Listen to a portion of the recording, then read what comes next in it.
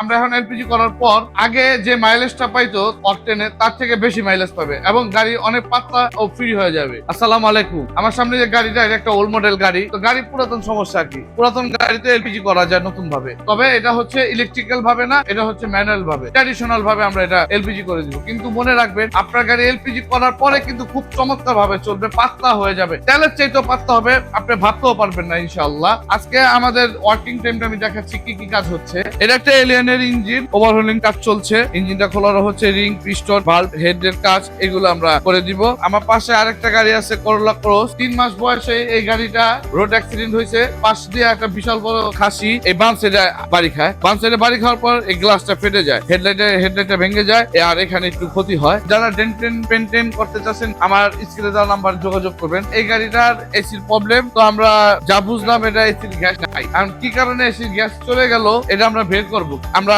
পাটারি motor গাড়ির এ থেকে Z পর্যন্ত সবকিছু কাজ আমরা করি। এই গাড়িটা হচ্ছে স্পেসিও, টয়টা স্পেসিও, মনে করেন একটা রোলস রয়েসি। এই গাড়িটা সাসপেনশনের থেকে একটা শব্দ হয়, তো আমরা এই শব্দটা বের করব কি কারণে এই শব্দটা হয়। আমাদের এখানে পার্টসের কোনো চিন্তা নাই, যে কোনো পার্টস এখন থেকে আমাদের এখানে অ্যাভেলেবেল পাবেন। ব্র্যান্ড নিউ কম্প্রেসার এসি আমরা গ্যারান্টি সহকারে দিব আপনাদের এখন থেকে। প্রতিটা কম্প্রেসারে আমরা 1 বছরের গ্যারান্টি দিব। যাদের পার্টস লাগবে ইনশাআল্লাহ আমাদের স্ক্রিনে দেওয়া নাম্বারে যোগাযোগ করবেন। আসসালামু আলাইকুম।